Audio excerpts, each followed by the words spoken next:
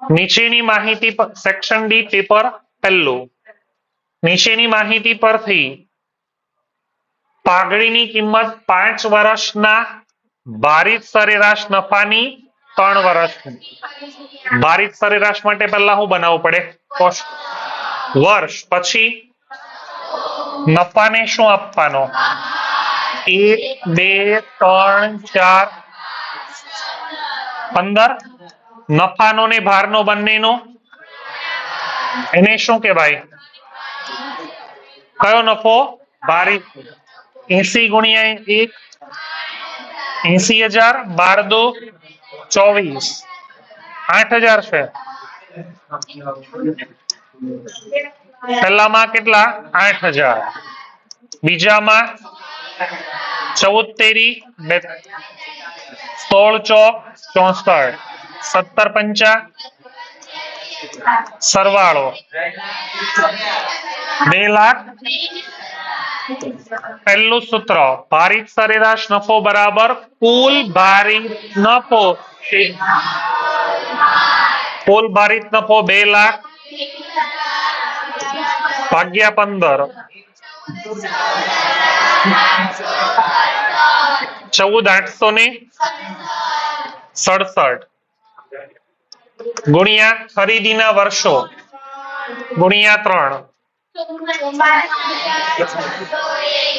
44,600 number 38 પ્રતિભા અને પુષ્પા એક પેઢીના ભાગીદાર છે ફાળવણીનું 3:2 1:1 આનું કઈ કામ છે નહીં પાઘડીનું પુનઃમૂલ્યાંકન થયું નફા અંગેની તથા માહિતીને આધારે અધિક નફાની કેટલા વર્ષની ખરીદી કેટલા સ્ટેપ આવશે 6 પહેલો સ્ટેપ રોકાયેલી કુલ મિલકત માઇનસ કુલ મિલકતો 12 લાખ માઇનસ દેવા 4 લાખ 8 લાખ નંબર 2 અપેક્ષિત વળતરનો કેટલો નંબર 3 અપેક્ષિત નફો એટલે પહેલાનો અને બીજાનો શું કરવાનો 8 લાખ ગુણ્યા 10% 80,000 સ્ટેપ નંબર 4 સરેરાશ નફો અથવા નફામાં વધઘટ થાય તો સરેરાશ સતત વધે તો ચલો નફામાં 1:30 1:10 ને 21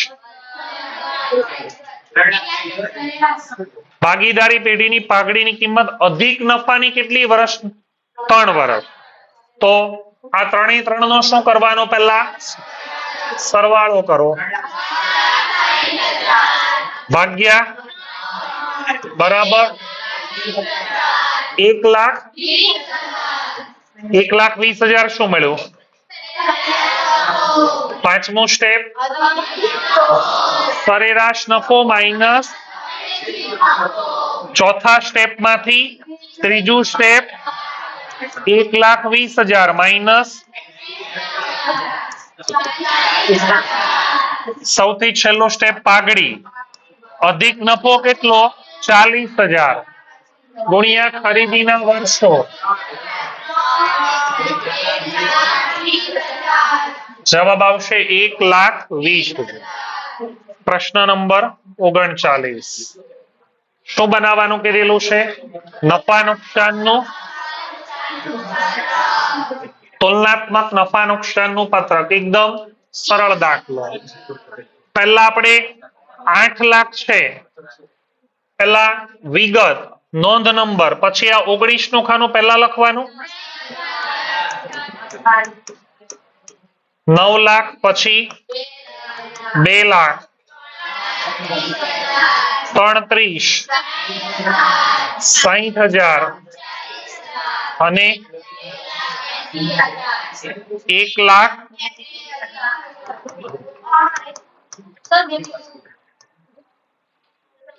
ખબર પડી 2019 હવે રકમ આવે વધારો ઘટાડો રૂપિયા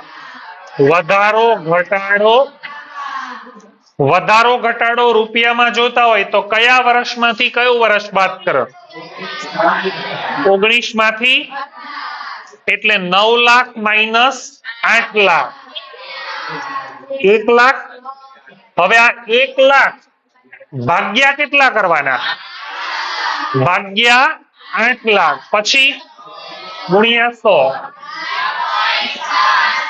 12.5. 2 લાખ માઇનસ 1 લાખ, 1 લાખ ભાગ્યા 1 લાખ. આ વેચાણની ઉપજ પ્લસ અન્ય આવક, આ બંનેનો શું કરવાનો? સરવાળો કરો એટલે શું મળે? કુલ આવક. 9 વત્તા 2 11 લાખ, અને અહીંયા 8 વત્તા 1 9 લાખ. 11 લાખ માંથી 9 લાખ બાદ કરો, 2 લાખ. 2 લાખ ભાગ્યા 9 લાખ ગુણ્યા 100, 22. ચલો હવે બાદ કરવાના ખર્ચા. આ ખર્ચા બધા શું કરીશું? બાદ. 33 માઇનસ 3 ભાગ્યા 3 lakh, 60 minus 60, 40 minus 40, 80 minus 2 lakh. રકમ કૌંસમાં આવે તો ટકાવારી પણ કૌંસમાં આવે. 20 ભાગ્યા 2 લાખ કૌંસમાં 10. હવે ખર્ચાનો બોલો શું કરવાનો? સરવાળો. પેલા 3 લાખ 60, 40 અને 20 પહેલાનું ટોટલ. આ કુલ ખર્ચા મળ્યા. ચલો પછી 19 ના ખર્ચાનું ટોટલ 6 લાખ. 6 10 માંથી 6 બાદ કરો, 10,000 ભાગ્યા 6 લાખ ગુણ્યા 100. આ શું મળ્યું? કુલ.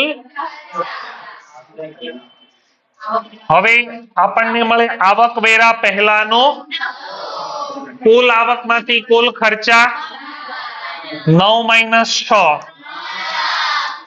11 માઇનસ 6 10, 4 લાખ. 490 ભાગ્યા માઇનસ 3 લાખ 1 લાખ. 190 ભાગ્યા 3 લાખ ગુણ્યા 100, 63. આ મળે કરવેરા માઇનસ કરવેરા, ને પછી કરવેરા. કરવેરાનો દર કેટલા ટકા છે? ત્યાં આપેલો છે નીચે. તો આની રકમ કઈ રીતે મળે? પેલા કેલ્સીમાં કેટલા? 3 લાખ ગુણ્યા 30% માઇનસ બરાબર 2 લાખ. 490 ગુણ્યા 30% માઇનસ બરાબર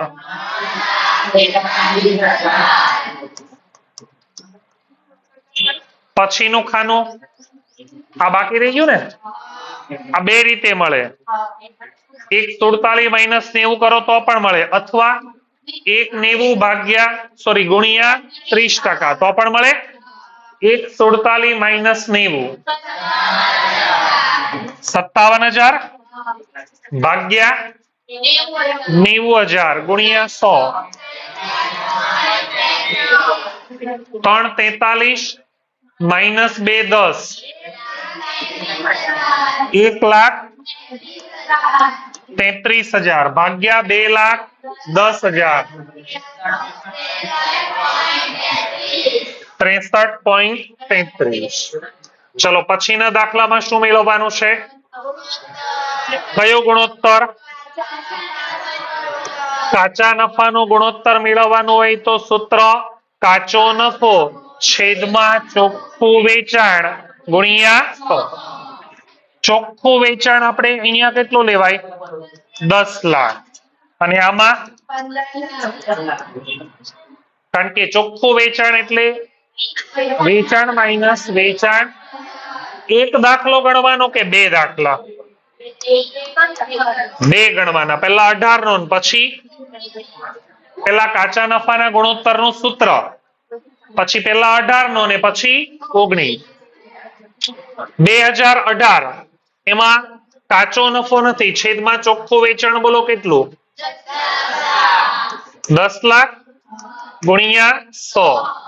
પછી 2000 કાચો નફો નથી ખબર, ચોખ્ખું વેચાણ ગુણ્યા 100.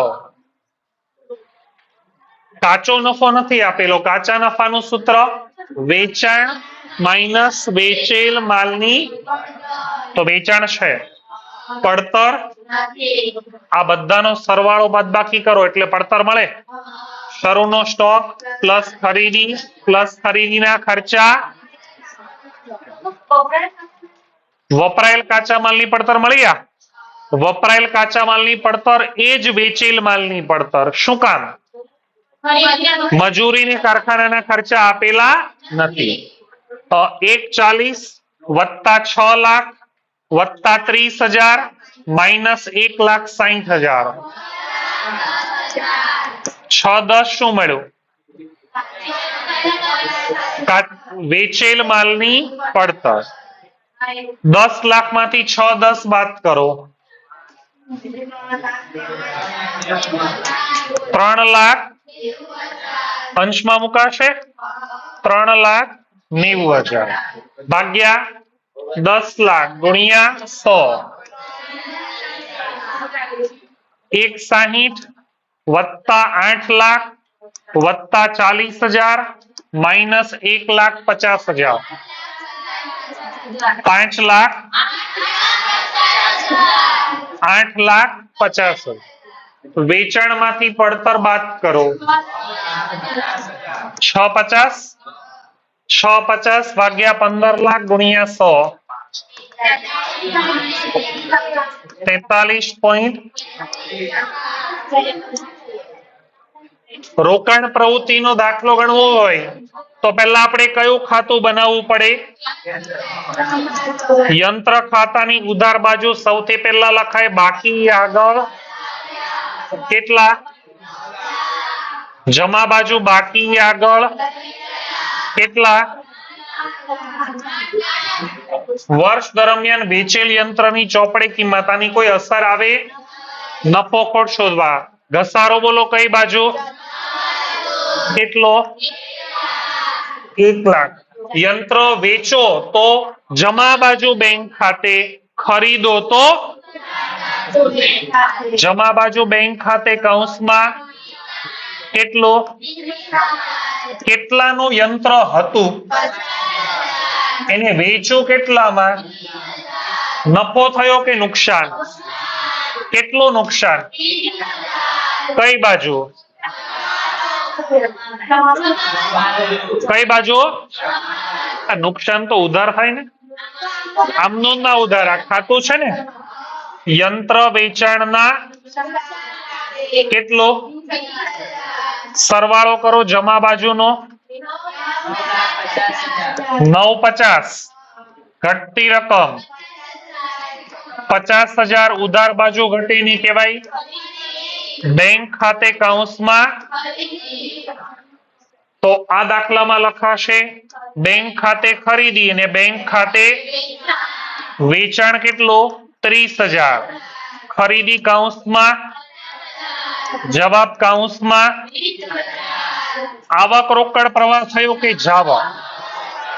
રોકાણ પ્રવૃત્તિમાંથી ઉદ્ભવતો જાવક રોકડ પ્રવાહ.